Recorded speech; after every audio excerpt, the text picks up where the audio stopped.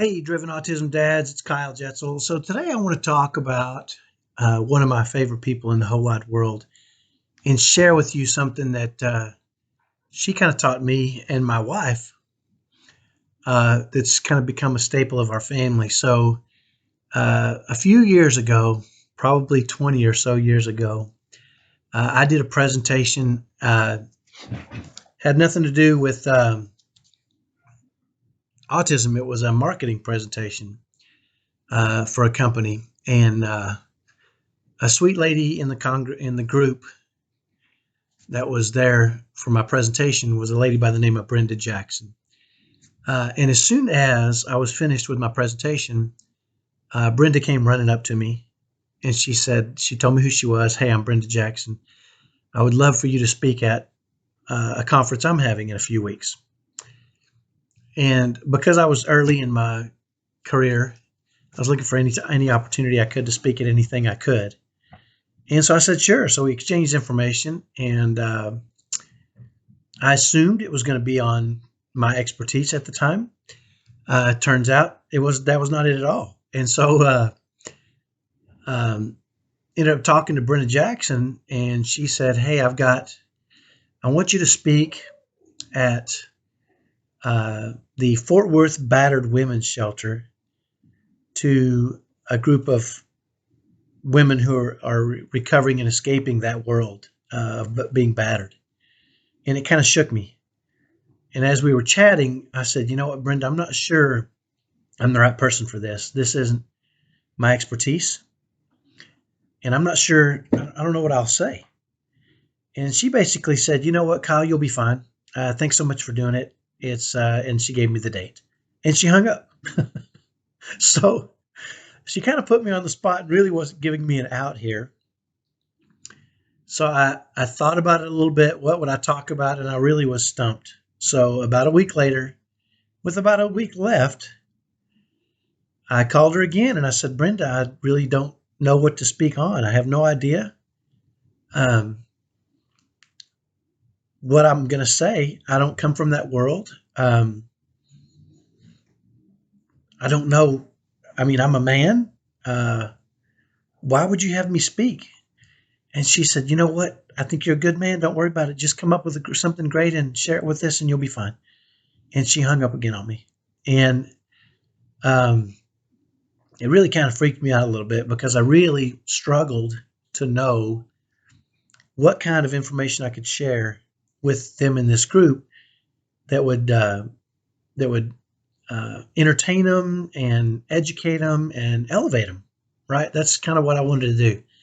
I wanted to entertain, educate, and elevate and make them feel better. And so I really racked my brain and I ended up coming up with something. I actually, as smart people do, actually called my mom.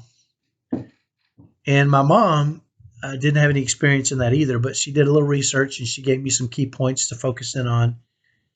And I actually ended up calling Brenda back and said, hey, listen, I'd be happy to speak. Can I bring my mom and can she speak too? And I kind of, really, that was my answer to that situation. Well, I ended up going there. And once I got there, I realized that Brenda was the organizer of this entire thing. And it really made me curious about Brenda. And so I ended up asking her if I could interview her about her story. And that was kind of my requirement for doing this presentation. And I mean, I was already there. I was going to do the presentation anyway, but she was kind enough to allow me to interview her. And after my mom and I were done, we sat down for, 15 or 20 minutes. And I just had a chance to just ask a question. And it turns out that Brenda had been in this exact same situation a few years back. As a matter of fact, Brenda had been in such a horrible situation, unimaginable. And when I say unimaginable, I don't want to get into the details because it's unimaginable. The things that she'd been through, including being a battered child, being abused mentally and physically as a child, almost killed on multiple occasions, and then getting into an abusive relationship when she got married and almost being killed again, and then finally escaping, and was able to, you know, turn her life experience and events in her life into such a beautiful thing for these ladies and create this battered women's shelter of Fort Worth that still is in existence today. She's still doing it 20 years later. Her name is Brenda Jackson. Look up Brenda Jackson, Battered Women. You'll probably, well, her book is called I Can Still Shine. That was the real key for me, is she mentioned to me that she had written a book, and she said, if you want to know the details, read my book. Well, I immediately went and got her book, and it was just floored um, by her story and how she'd taken, one of the most incredibly painful and fearful and just the worst possible things that humans could do to each other and turned it into such a beautiful thing that she'd done. I'm getting kind of emotional because it hits me like that. And, the next time she asked me to speak again, and I was happy to the next time. Wasn't so scared the next time, but I did say the next time I come, I want to interview you in depth and find out how you went from that one end of that of troubled spectrum to the other end. And I'm going to tie this back to you, dads, here in a second. And she allowed me to do that. She allowed me to interview her. But one of the really cool things that she said that really impacted my wife and I was she said, you know what? It's not the events in our life that define us. It's the events in our life that allow us to be revealed. They reveal our true character and who we really are. And I was confused by that initially. And I said, tell me what you mean by that. She said, well, Kyle, if you get a grain of sand in your eye and you don't address it and don't, get that sand out of your eye, it can scratch your cornea. It can do a lot of damage to your eye. She said, it's interesting because on the other hand, if a grain of sand gets into a mollusk or a shell in the ocean, and I'm probably using the wrong words here, but you know what it is. That grain of sand, what that shell does is it secretes the pearl liquid around it and creates a solid body, and that's really how we see pearls are made, right? So the same grain of sand that can get into your eye and cause you to go blind is the same grain of sand that can be turned into a pearl. So it's not the grain of sand that is the issue. That's just the stimuli. The grain of sand allows us to reveal, the grain of sand is the stimuli that creates either either you becoming blind or a pearl, right? One is on the one end of the spectrum, the other is on the other end of the spectrum. And she said, our job as people is to take those trials and challenges and difficulties and create pearls from them. And I'll never forget when she said this, right? The same grain of sand that can make you blind can create a pearl. And I went home and I was talking to my wife about this, and I was just kind of shocked. And, at the time we were a young married couple and we loved it. We my wife even adopted that attitude when it came to a lot of the challenges we faced. She said, I can remember saying multiple occasions, she says, man, this is going to be a pearl when we're done with it, right? She would come to me and we'd be having those challenges or trials. And she would say, this is going to be a great pearl when it's all over. And it gave her some hope because she knew eventually that trial would be over and eventually that challenge, we would face it.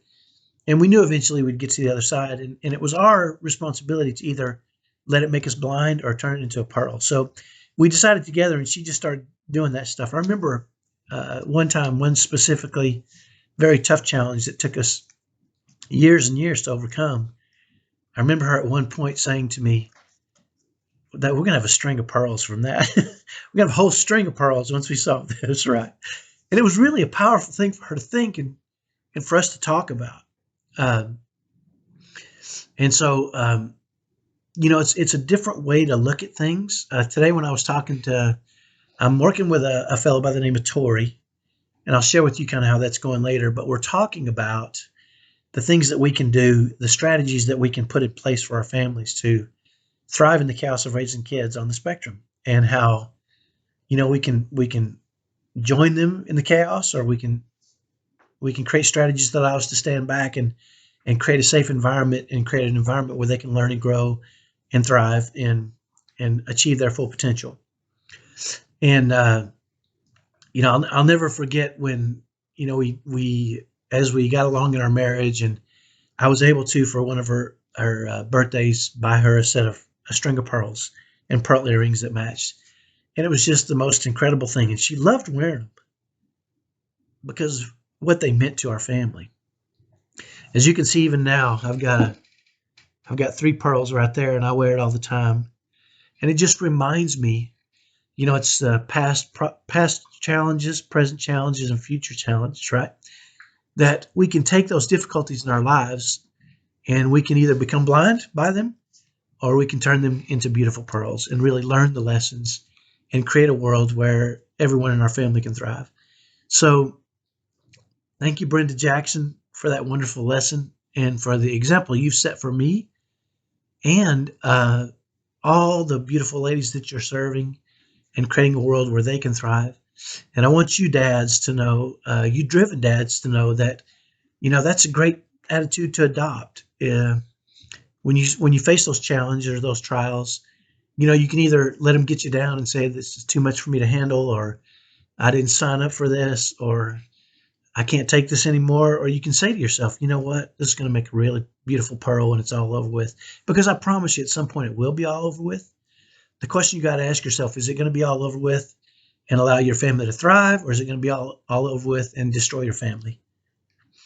It's not going to be all over with, and you've got an option there. So my suggestion is turn those challenges, turn those trials, turn those difficulties into pearls. One of the reasons I wear this every day is you may or may not know that my wife of 30 years passed away suddenly a little bit over a year ago. And it's been a struggle for our family. I mean, we built a world where it was wrapped around her. I had specifically built my world around her and serving her and loving her. And we had created what I believe to be, and she would agree with this, I've heard her say it too, a top 1% happy marriage. Even through those trials and tribulations and struggles and challenges that we faced, we had turned those into pearls and created a top 1% happy family. And we still have that. Even though she's not here with us, she set the stage for that to be our family moving forward. And I wear this every day because it reminds me that even as I go through this trial, a trial that'll last me for the rest of my life, she's not coming back. That it's my responsibility to either go blind through this event or to turn it into a pearl. And I'm determined to turn it into a pearl. I don't know exactly how I'm going to do that, but I'm working at it.